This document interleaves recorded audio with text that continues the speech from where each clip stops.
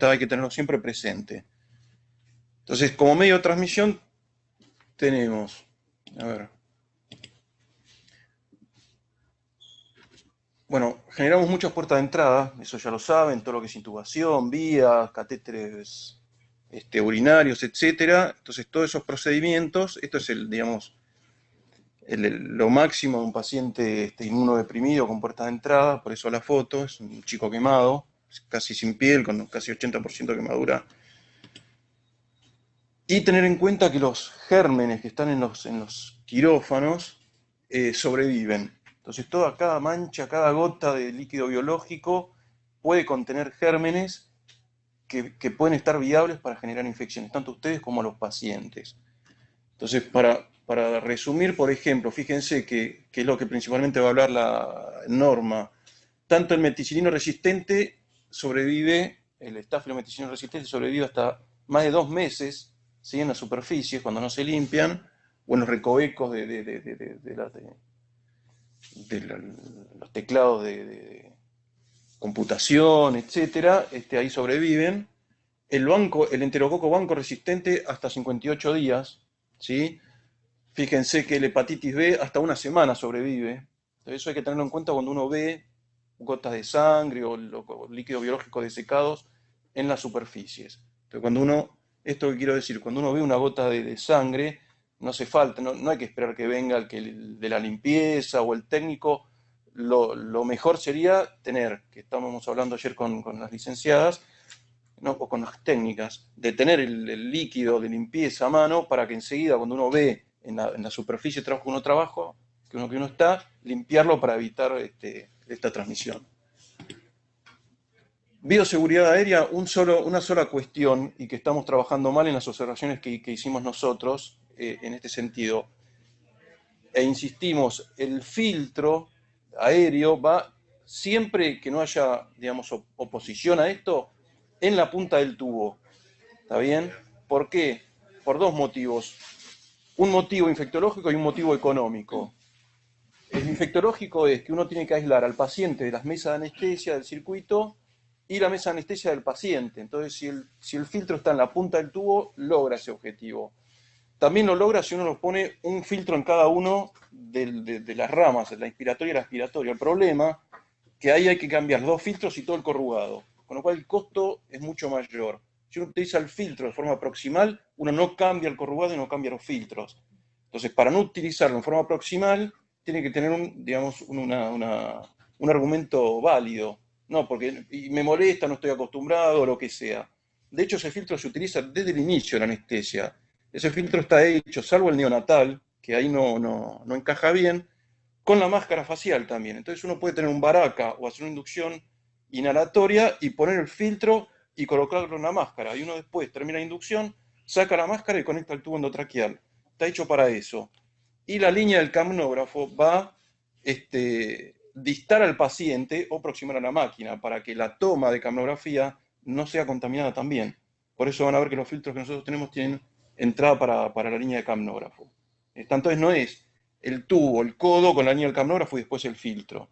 También es el tubo, el filtro. Si quieren, después le pueden poner el codo si les queda incómodo.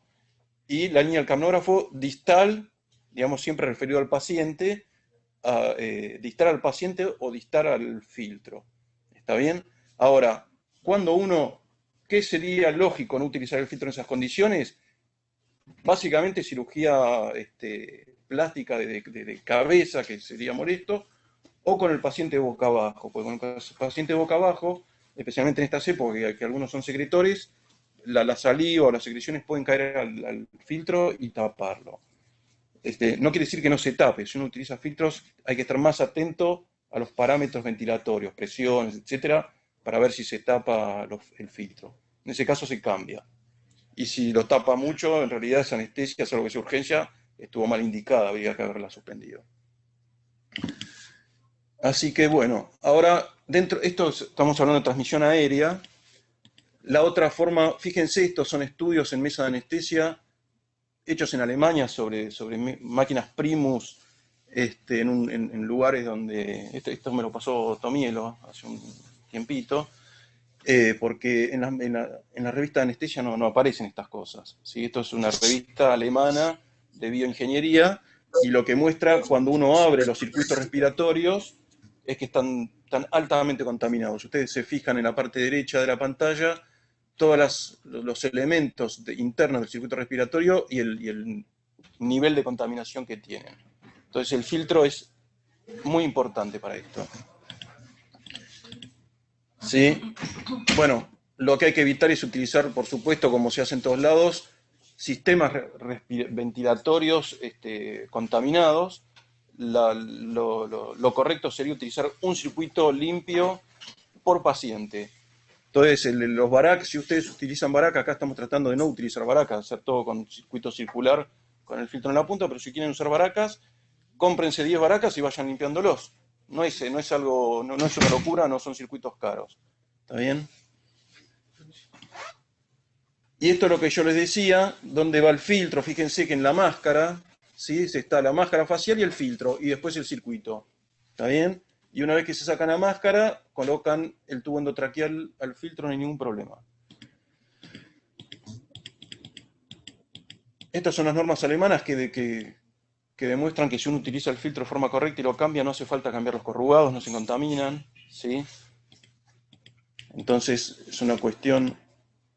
Y que el principal, y para tener en cuenta con esta cuestión respiratoria, lo importante es que la gran mayoría, no les voy a mostrar las estadísticas, así le damos lugar a Norma, la gran mayoría de gente internada que se muere es por infecciones respiratorias.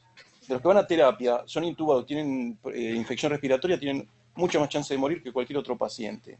Entonces es fundamental no solo pensar en las cuestiones de las vías intravenosas, etcétera, sino que el tema respiratorio es extremadamente importante.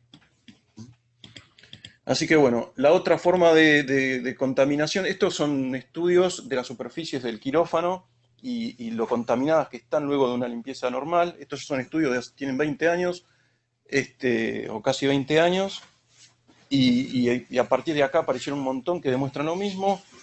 Por más que uno ve que estén limpias las superficies, siguen estando contaminadas. Si uno pasa hisopos y los analiza, hay glóbulos rojos, hay líquidos biológicos, por más que uno crea que la superficie está limpia, y en estos líquidos biológicos pueden sobrevivir los gérmenes transmisores de enfermedades graves. Bueno, esto ya lo de la pátina fecal, y esto lo va a hablar Norma, así que no me voy a meter. Y después le voy a pasar otras diapositivas cuando termine ella, si tenemos tiempo. Ella se va a referir básicamente a lo que es la transmisión indirecta, ¿sí? Lo que se atraviesa especialmente las manos. Así que bueno, Norma.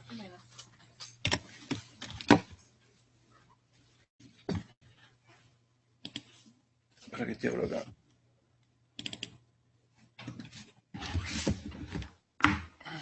Gracias.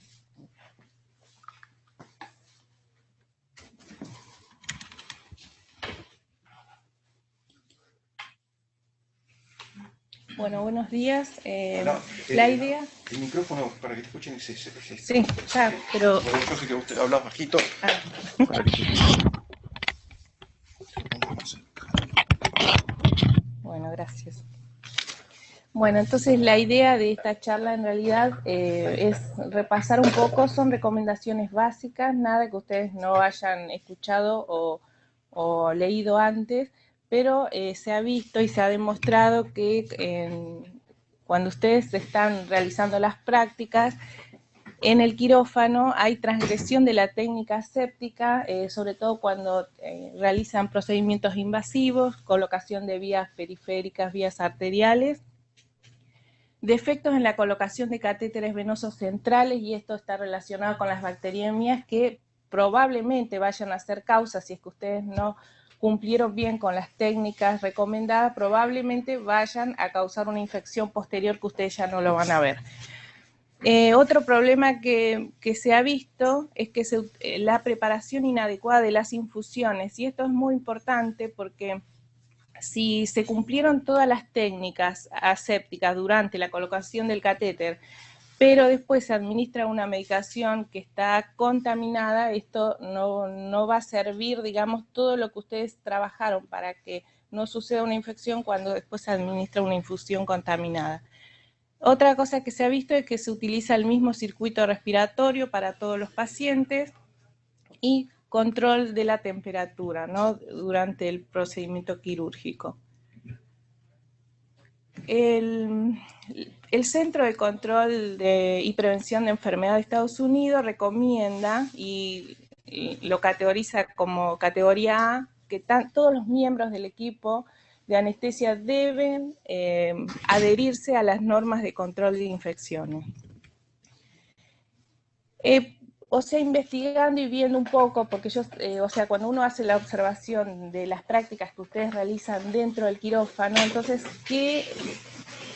uno lo que hace es observar o intentar ver qué pasa en otros centros, ¿no? Y buscando información, encontré esta que se hizo en el Jackson Memorial, que es de Estados Unidos, es un hospital escuela de 1.500 camas, o sea que serían, al ser hospital escuela, es parecido al nuestro, y estudian la interacción entre los anestesiólogos y el medio ambiente.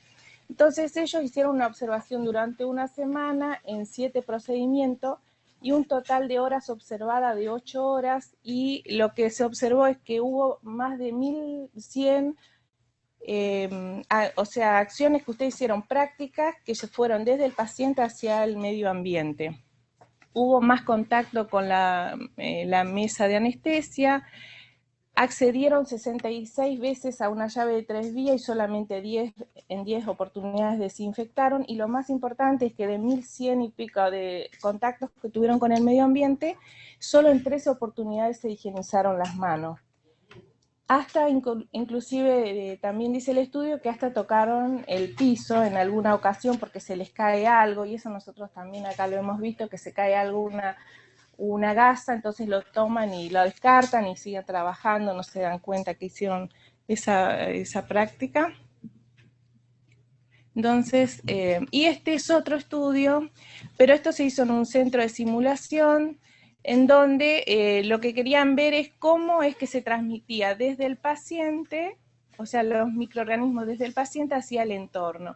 Entonces, lo que hicieron fue, o sea, que el anestesiólogo haga todas las prácticas que corresponden normalmente dentro de lo que sería la cirugía, y después se estudió y van a encontrar, van a ver que está contaminado el suero, el pie de suero, y toda la mesa de anestesia, por supuesto, hasta el lugar donde se prepara la medicación. Por eso la importancia, además de que ustedes hagan correctamente las técnicas, también la limpieza y desinfección posterior a cada paciente.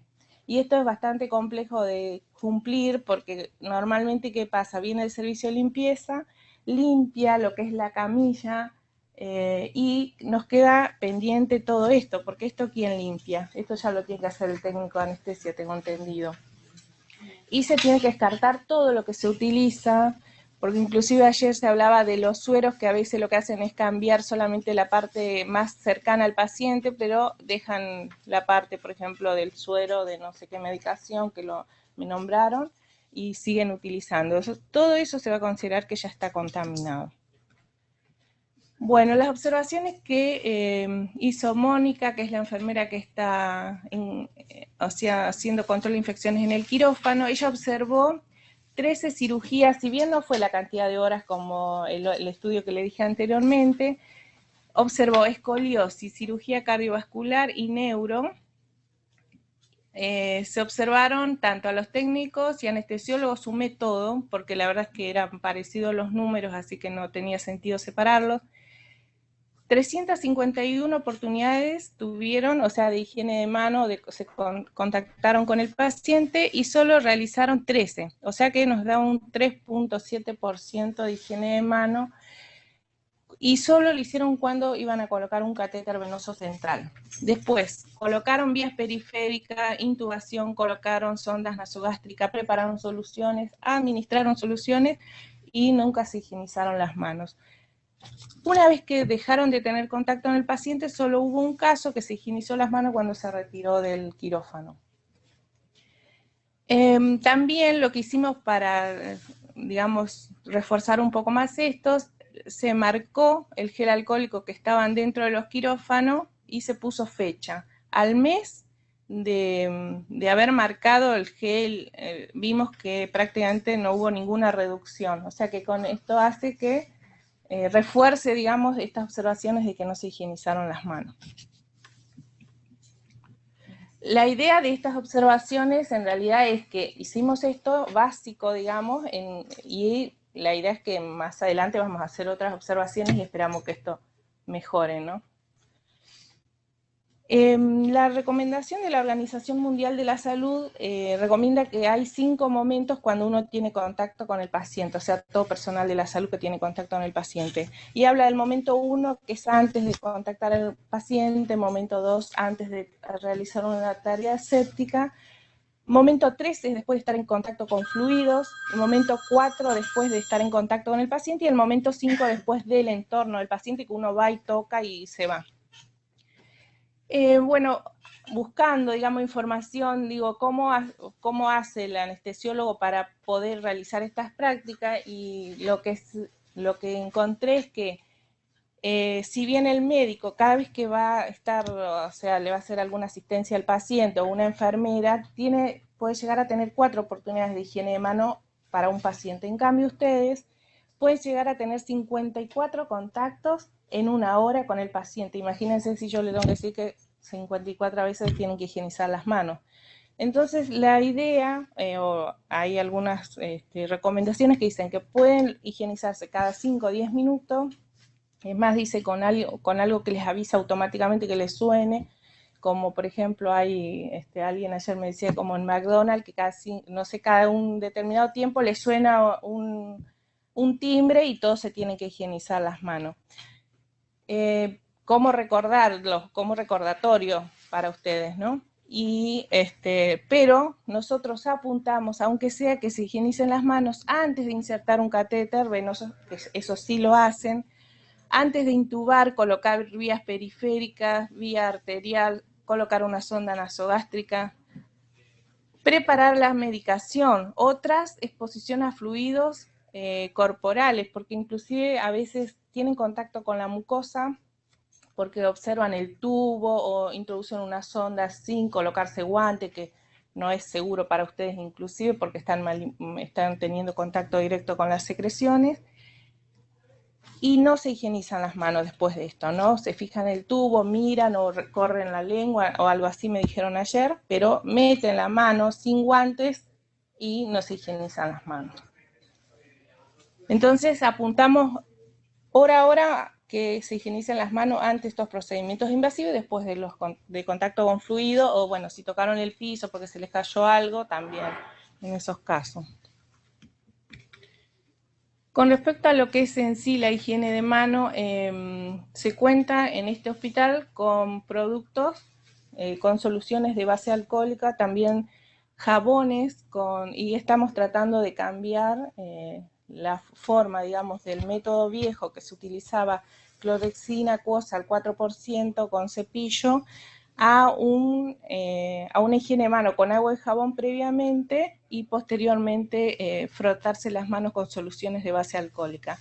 Eso es cuando van a hacer un procedimiento como colocar el catéter, pero después cuando ustedes están en contacto con diferentes superficies, como les decía, dentro ya del quirófano, se cuenta con un gel alcohólico que está en la mesa, que son los geles estos que yo les marqué que no habían sido usados. Entonces, en las prácticas, para que no salgan y se retiren hasta el lavabo, ustedes cuentan con este producto que está bien cercano a ustedes, o sea que no necesitan moverse para lograr la higiene de mano.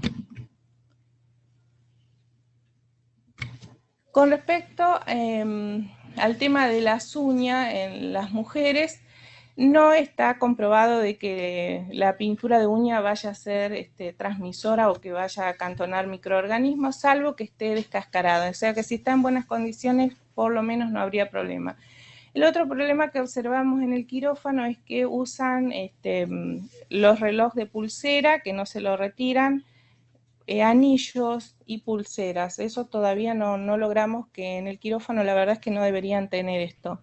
Y con respecto, sí, la recomendación es clara cuando dice que no usar uñas largas o esculpidas o postizas, porque esto va a aumentar el riesgo, ya sea, por ejemplo, las postizas, el cemento de contacto aumenta el riesgo de infecciones porque favorece el crecimiento sobre todo de hongos. Cuando utilizan guantes, no significa que antes de colocarse los guantes no se tengan que higienizar las manos. Sobre todo las manoplas tienen muchas imperfecciones que hace que usted, de todos modos, cuando la utilizan se va a contaminar las manos, así que la recomendación es una vez que se retiran, los guantes se vuelvan a higienizar las manos. Y además, la otra recomendación es no tocar con los guantes todas las superficies, como por ejemplo atender el teléfono, tocar el teclado de la computadora, bueno, todo eso que ahora tenemos, la verdad es que hay muchas máquinas dentro del quirófano y que posteriormente inclusive es muy difícil de que se limpie y desinfecte entre pacientes. Con respecto a la colocación de catéter, acá lo que vamos a ver son observaciones que se hizo también en cirugía cardiovascular cuando se colocaron catéteres, o sea que se colocaron a 22 personas colocando un catéter venoso central. Dentro de la recomendación dice que tiene que haber un kit de inserción, lo que significa es que tengamos todo el material reunido para que no se desplacen o vayan a buscar material, salgan del centro del quirófano y vuelvan a entrar. Las observaciones fueron que solo el 77% contaban con todos los elementos reunidos, siempre faltó algo y hubo que salir a buscar. Con respecto a las máximas barreras que tiene que tener la persona que hace el procedimiento, bueno, acá ustedes van a ver una forma correcta y la forma incorrecta, ¿no?, de cómo vestirse. El 72% estaba correctamente vestido. El barbijo, bueno, este es un tema que hace mucho tiempo estamos trabajando, sobre todo para bioseguridad también de ustedes. Si ustedes se colocan el barbijo formando un ángulo, no es seguro para ustedes porque puede haber salpicaduras y acá hay permite que si hay salpica sangre o algo pueda llegar cercano a la mucosa oral. O sea que la idea es que se coloca en el barbijo una tira arriba y otro a nivel de la nuca. Cuando se observó las medidas de barrera para el paciente, o sea que el paciente esté cubierto con un campo amplio, el 95%, o sea, eso fue lo que más se cumplió, digamos. Con respecto a la antisepsia de piel, bueno, hay diferentes productos. Nosotros acá contamos con clorexina en alcohol en algunos quirófanos, pero sí hay gluconato de clorexina en todos los quirófanos. La técnica de aplicación de este producto, la ventaja que tiene la clorexina es que una vez que se coloca se aplica el producto ya empieza a actuar, entonces se indica que sea por frotado, que se frote aproximadamente de 15 a 30 segundos, y una vez que se hace esa aplicación suave, recién ahí se haga la introducción del dispositivo. Y esto queremos que también se aplique ya sea para las vías centrales como para las vías periféricas o vías arteriales. O sea, toda punción que ustedes hagan que tenga que ver con un dispositivo endovenoso, que lo hagan con clorexidina, que no utilicen el alcohol. La otra recomendación también a través de las observaciones que vemos es que si ustedes quieren colocar, sobre todo pasa esto con las vías periféricas, impregnan una gasa con clorexidina, se utiliza y fallan en ese intento, entonces van al otro, a colocar en otra zona, digamos. Entonces, ¿qué hacen? También se ve que usan la misma gasa que ya usaron para limpiar en este sitio.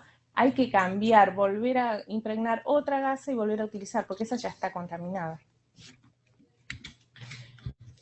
Bueno, con respecto a la bacteriemia, cuando se produce una bacteriemia es muy difícil de saber a dónde estuvo la punta, digamos, del hilo, porque es multifactorial. Entonces aquí entran a jugar ya muchas personas, desde el que coloca hasta el que manipula, el que prepara las soluciones. Entonces tenemos dos mecanismos por el cual ingresan los microorganismos: por el extraluminal, que sería por el sitio de punción. Los microorganismos migran hasta que se alojan en la punta del catéter. O el otro mecanismo, creo que como es el más frecuente, no tenemos la certeza, pero por la forma en que se manipula el catéter podemos decir que podría ser la causa más frecuente, es por los conectores, por las infusiones. En estas observaciones que les decía, porque solo no se limpió nunca el conector, o sea, no desinfección directamente del conector. La higiene de manos se cumplió solo en un 60% adecuadamente, y la antisepsia de piel solo un 73% dentro de estas 22 observaciones que se hicieron. ¿Cómo es el mecanismo de ingreso a través del intraluminal? A través de la llave de 3 vías, por los puertos de inyección, los conectores sin aguja y a través del lumen del catéter. Bueno, los microorganismos ingresan, como ven acá, las bacterias son introducidas dentro del catéter. Pueden llegar a formar biofilm, como se ve acá. Este es un biofilm en tamaño macroscópico. Bueno, esto lo que puede hacer es que ustedes colocaron todo perfectamente el catéter, pero después, como la manipulación no fue adecuada, las bacterias que encuentran y fácilmente se adhieren a algunos tipos de catéteres, o inclusive si están en una cirugía donde se va a colocar una prótesis, también pueden ser la causa, porque puede ingresar por el torrente sanguíneo y la bacteria va a adherirse a la prótesis. La desinfección de los tapones, la recomendación es que se haga durante 15 segundos, porque ahí recién se va a considerar que está limpio. Este es un estudio donde se observa acá donde no se limpió, los 5 segundos, a los 10 segundos, y después de 15 segundos recién se considera que está en condiciones para hacer la medicación. Bueno, esto, digamos, es un problema que tenemos en todo el hospital, porque así como se ven transgresiones en el quirófano, también se ven en otras áreas. La desinfección de los tapones, de las tapas de las medicaciones, de todos aquellos frascos multidosis. Además, no se rotulan, y la idea es que hay frascos multidosis que cada 24 horas todos se tendrían que cambiar. Cuando se prepara una medicación aún con normas estrictas de asepsia, se puede introducir un pequeño número de bacterias, que esto, una vez que permanezca durante horas, probablemente cuando ustedes vayan a administrar la medicación, van a administrar la medicación más un número ya de bacterias importantes. Entonces, la importancia de preparar lo más cercano posible a la administración. Bueno, estas fotos, bueno, son las que se pueden llegar a ver. Esto es lo más frecuente, y esto, ¿no? Acá en el hospital. Esto, la verdad es que no lo hemos visto hace mucho tiempo, ya no se ve esto, de colocar una cinta sobre las ampollas. Pero bueno, tenemos otro. Por ejemplo, acá se observa que utilizaron el mismo contenedor del catéter para tomar, o sea, cargar de fisiológico y después tomar para colocar los catéteres. Bueno, eso la verdad es que no es bueno, porque es para empezar, que no es para eso. En segundo lugar, es un tamaño grande, el quirófano no es estéril, pueden decantar microorganismos dentro de la bandeja. Lo que hay que hacer es cargar en una jeringa y cargar en jeringas y poner dentro del campo y utilizar eso para lavar los catéteres. Después, otra cosa que se ve es las jeringas que quedan con el émbolo hacia afuera, porque están preparando una solución que, como no se diluye en forma rápida, entonces lo que hacen es dejar puesto la jeringa para después cargar.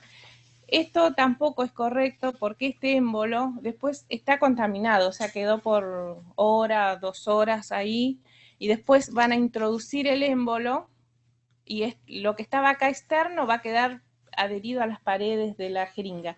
Cuando ustedes tomen la medicación, esas paredes ya están contaminadas. Entonces, si si a ustedes les resulta complejo en este momento porque quieren dejar que se diluya la medicación con tiempo, lo pueden hacer, pero descartan esta aguja y cargan con otra aguja, ¿sí? Después esto, bueno, esto negociamos con la doctora, está por ahí la doctora, que de utilizar esto porque lo que me decían es que si utilizan primero ampollas, bueno, van a terminar cortando varias ampollas y la verdad que no es práctico para el momento que ustedes hacen la inducción. Entonces ella me decía la doctora Lorena. Bueno, utilizar una aguja y sobre esto un tapón conector, pero cada vez que van a acceder al tapón hay que desinfectar. Y una vez que el paciente, o sea, terminan con ese paciente, descartar, no usar para otro paciente. Hay dispositivos que se compran y que están diseñados para... Sí, que es de esta misma marca. Sí, sí, hay varias marcas, pero hay dispositivos que sirven específicamente para eso. Claro. Que son como un conector de suero, pero en el extremo tienen un tapón conector para usar. Sí, sí, igual sirve solo para esa cirugía. Sí, obviamente, pero... Sí, sí. Sí, cumpliría la misma función. Lo inventé yo. Sí. No, porque ese día, claro, cuando hablamos, me hiciste ver que era práctico y que, bueno, a veces es necesario, lamentablemente, porque si no es abrir ampollas cada vez que van a utilizar y no es práctico para el momento de la cirugía. Bueno, estos son los conectores que no queremos que estén sobre la mesa, se descarta, o sea, cada llave 3 vías que se saca una tapa ya se descartan, no se guardan ni en una bolsita ni en nada. Para volver a usar, si es que es necesario, se abre o se buscan tapas que ya vienen individuales estériles. Bueno, esta es una heparina que como el paciente era látex free, entonces le retiraron la tapa. La indicación es que se cargue en una jeringa y no quede el frasco abierto. Lo mismo pasa con esta ampolla que está acá arriba. Si requieren utilizarlo para más tarde, se carga en una jeringa. Bueno, otro problema que vimos fue que se cargan desde los Baxter o Sachet, que ya están colgados o que lo que hacen es purgar las tubuladuras, se carga con una jeringa a través de esta tapa o esta goma, no se limpia, directamente se toma la muestra, inclusive hemos visto también para lavar vías y eso, ¿no? Eso no es recomendable. O sea, primero que no sabemos desde cuándo está preparado, lo hacen en el momento, como les dije antes. Esto es otro problema que también se ve, que está colgando acá, entonces cada uno que pasa roza esto, no tiene tapa, no es recomendable esto. Después otro tema son los celulares. Todos los celulares se consideran que son sucios, que tienen microorganismos de la materia fecal. Los estudios que hicieron tienen muchas colis, porque uno los apoya en cualquier lado, los lleva al baño. La verdad es esa. Nadie puede decir que no lo hizo alguna vez. Y estas son pantallas que se han mandado a cultivar, cómo se ven los microorganismos. Entonces se considera que es muy sucio, es más sucio que inclusive las palancas de los inodoros. Bueno, y para recordar, una vez que la instrumentadora o inclusive ustedes mismos están preparando todo para colocar, por ejemplo, un catéter venoso central, ya nadie puede entrar al quirófano sin barbijo, ¿no? Porque ya se considera, ya se empieza a trabajar y como les decía, cuanto más personas hay en el quirófano, el medio ambiente es de acuerdo a la cantidad de personas, es la contaminación que hay en el ambiente, por más que haya sistema de filtro. Porque es un sistema de filtro que va filtrando de 15 a 20 recambios por hora, pero no es que es permanente y no es estéril el ambiente. Por eso se mantienen las puertas cerradas durante la cirugía, y cuantos más personas hay, por supuesto, ahí está filostrepto en el aire, porque hay escamas de piel que nosotros no lo vemos. Bueno, acá ven, tiene el barbijo mal colocado, pero no era de acá esta foto. Entonces, la cantidad de partículas dentro del quirófano es directamente proporcional a la cantidad de personas que se mueven en el interior. Y la piel expuesta, por eso es que hay que vestirse cuando el cirujano se tiene que vestir para realizar la cirugía. Bueno, esa creo que es la última. Listo. Hay una serie de inconvenientes con respecto a los campos. Nosotros, los chicos chiquitos, los campos son, uno despliega todo eso, es casi imposible. Y habría que, una propuesta que hago, implementar algún sistema en el cual tengamos campos fenestrados chicos. Porque los campos no están fenestrados, tenemos que cortar nosotros. Sí, eso me plantearon, pero hay que pedir eso. Hay que pedir, hay que ver en compras, porque en las salas... Si no, se pueden fabricar, digamos. Porque en las salas hay... saco 10 campos y los mando a utilizar. Lo que pasa es que te digo que ponemos campos, se nos caen, son difíciles ¿cómo se llama? De fijar, digamos. Sí, porque son pesados, al ser grandes son pesados. Porque hay fenestrados en las salas, ¿sí? ¿Qué quiere decir que están los campos? Sobre todo para las vías periféricas, arteriales, por ahí para las centrales está todo el campo, pero se hace engorroso, ¿eh? Sí, para las vías periféricas no es recomendable campo. No, digo arterial. Los catéteres arteriales. Para los catéteres arteriales pues usamos cuerda también y demás. Sí. Me parece que ya veo esa dificultad.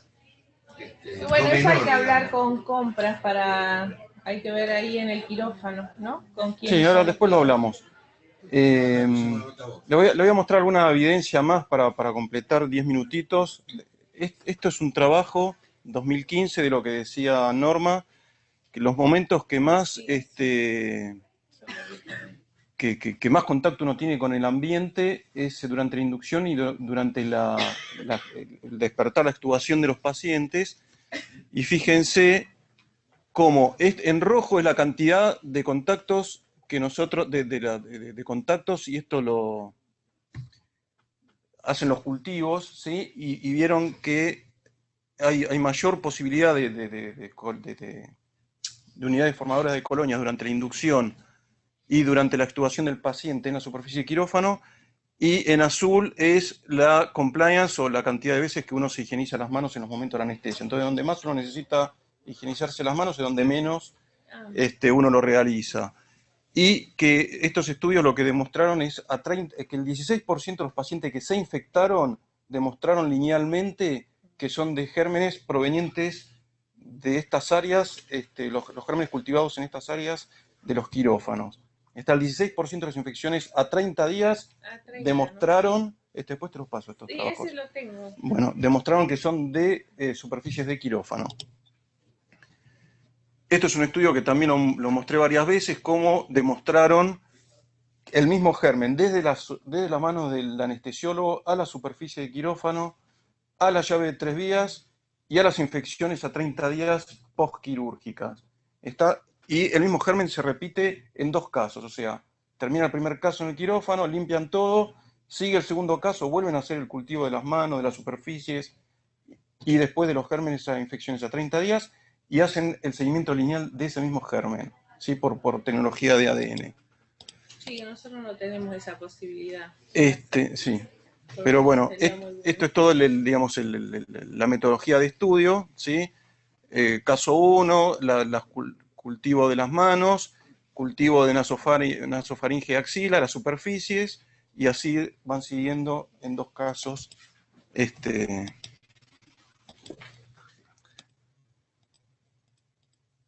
Esto es lo que hablaba Norma, sí, que están casi todas las revistas de anestesia, son 15 segundos de frotado de las superficies, esto lo se hace con fluorescencia, recién a los 15 segundos no... En el país hay, pero para eso también hay, porque la otra vez Norma hablaba de que lo que ven muchas veces es que uno lo frota por fuera y no necesariamente hace sí, frota por afuera, pero claro, pero para eso también hay dispositivos, no sé si se venden en el país, pero eso sería un sistema de... Hay como una especie de sellitos que... Sí, eso es de 3M, pero no está todavía, creo que la FDA todavía no lo aprobó. Es como una especie de... Es una tapita. Adentro tiene un algodón con alcohol o con clorexidina. Entonces vos lo metés así, limpias y te asegurás que haya contacto. Bueno, en todos los hospitales en Estados Unidos limpian los acá no está aprobado. Yo tengo, me dieron unas muestras para probar. Son taponcitos con alcohol. Creo que no son de clorexina, son con alcohol. Sí, tiene alcohol, pero sí tiene una rosquita y uno lo deja puesto y cuando va a utilizar saca y ya se considera que está desinfectado. Parece un balín de esos para las pistolas de balines, Claro. parece eso, que tiene un papelito que se saca y sí. También lo que hay es envases con gasitas individuales en bebidas, que uno las usa y las tira para Eso evitar sería lo más reusar, cercano que podemos llegar a tener nosotros acá. porque eso eso lo que estimula es que uno abra una por cada procedimiento que va a hacer. Sí, lo que no hay que hacer, que lo que uno ve a veces es frasquitos con alcohol con las tapas de la llave de 3 vías metidas ahí, las sacan de ahí, porque poner alcohol el alcohol 70% al intravascular me parece que no es correcto. No, es que... Sí, el alcohol para la superficie, los bio... ¿Qué? Claro. Para los bioconectores, lo que se limpia es la superficie del bioconector, no de la llave de 3 vías con tapita. Esto es algo similar a lo que mostró Norma con las superficies contaminadas con la simulación. Acá hicieron la misma simulación con fluoresceína y le pusieron gel con fluoresceína en la mucosa bucal a un maniquí y hicieron, digamos, una simulación de anestesia.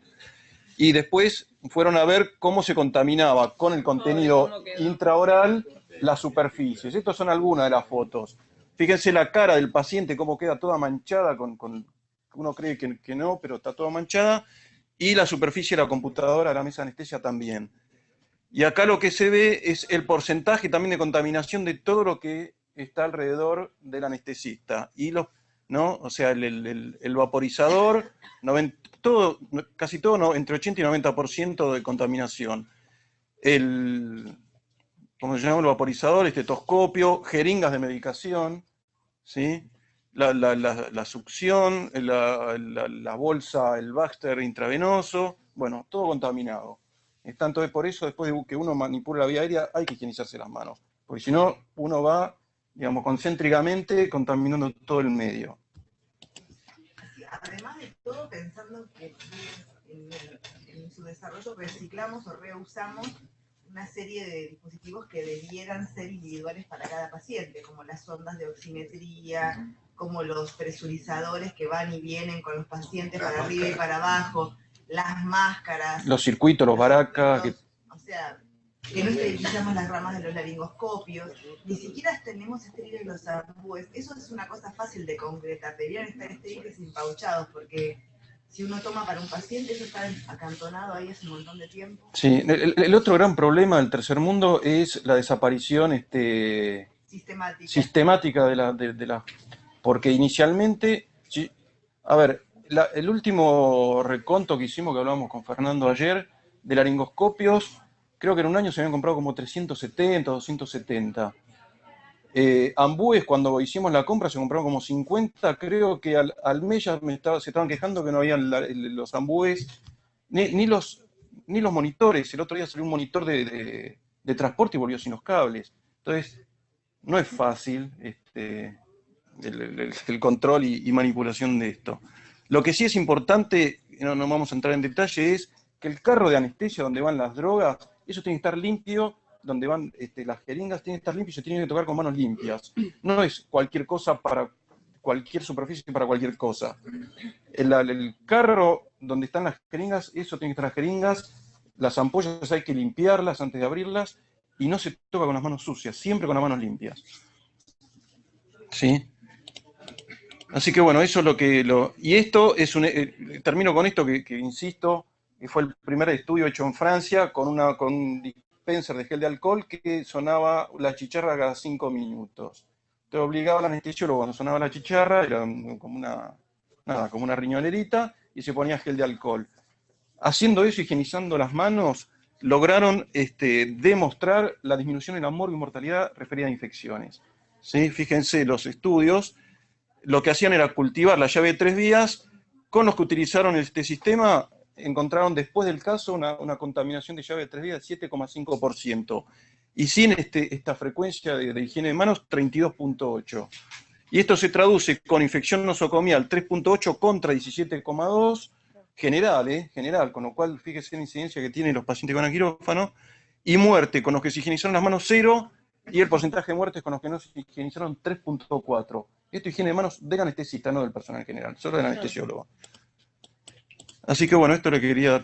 y otro tema importante es la demostración de cómo si uno deja... esto está hecho con Propofol. En la llave de 3 vías, ese Propofol es un caldo de cultivo para gérmenes a futuro. ¿Sí? Entonces, esto es la cantidad de unidad formadora de colonia de una llave de 3 vías con Propofol visible. Esto cuando se utilizó Propofol, pero no se ve, o sea, disminuye un poco.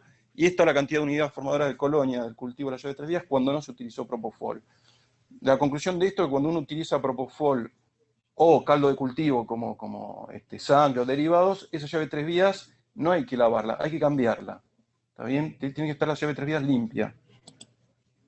Este es del mismo trabajo, cómo agarraron la llave de 3 vías post caso y los cultivos, ¿no? Y cultivan varias cosas. Bueno, esto es... ¿En qué casos se utilizan? Casi todo. Todo lo que no es inducción inhalatoria con la máscara, la mayoría utiliza Propofol. Porque además es muy... también las jeringas, yo estuve viendo que hubo brotes, digamos, relacionados a las jeringas. La mayor cantidad de brotes son por Propofol porque tienen aceite de soja en su formulación, que es un caldo de cultivo. Con lo cual, una ampolla de Propofol abierta, con una escama que le cayó, hacen una orgía adentro, sí. Bueno, estos son tapitas, estas son fotos, ¿no? Tapitas de llave de 3 vías colgadas en la mesa de anestesia, por si le falta, meten la mano ahí y sacan. Bueno, esa es la idea de que ya no exista más. Esto hay que tener cuidado porque nosotros trabajamos ahí, es la reutilización de los transductores de presión sin cambiarlos, sin ser estériles en salas de hemodinamia de todos los sanatorios de esta ciudad. Es una cosa... Es increíble. No voy a... No entiendo cómo no... No, yo sí entiendo, a mí me echaron mal, ya antes lo ocultaba, del hospital militar me echaron a patadas, pero casi me agarró la trompada desde el director para abajo con todos, porque lo reutilizaban hasta con sangre y lo iban a meter en un neonato. Sí, y esa es la sala de un paquete. Todas estas salas son de sanatorios de primer nivel de esta ciudad. El gran problema es que especialmente las salas de hemodinamia, de rayos, son tercerizadas. Entonces, tal vez ese sanatorio, como unos grandes sanatorios que tenemos acá, la parte de quirófano de salas está controlada por la dirección médica de ese sanatorio. Entonces, tienen buen control, pero lo que es hemodinamia de imágenes no, porque está tercerizado. Y ahí no se meten. Entonces, para ahorrar guita o lo que sea, o por falta de conocimiento, creo que es falta de conocimiento, porque en algunos lugares donde yo sí trabajo, y después de romper mucho las pelotas, lo están cambiando y están poniendo estéril. Pero si uno no le da bola, la cosa dale que va, y reutilizan esto que debería estar estéril y que es una aberración, para no decir una hijaputez, reutilizar esto y conectar un intravascular hasta un paciente. Sí, entonces fíjense que son diferentes sanatorios, todos de primera línea. Así que bueno, eso les quería mostrar. Y bueno, después vamos a hablar con Norma para ver las planillas de auditoría que habíamos diseñado en la ciudad, en la auditoría de la ciudad, para aplicarlas acá. Bueno, yo creo que estamos en tiempo. ¿Alguna pregunta? Tenemos 5 minutos. ¿Algún comentario? ¿Alguna anécdota? ¿Alguna recomendación? Bueno, de los del interior, ¿alguna pregunta? ¿Me escuchan? ¿No? ¿Todo bien? Bueno, muchas gracias y listo, gente. Gracias, Norma. Un aplauso.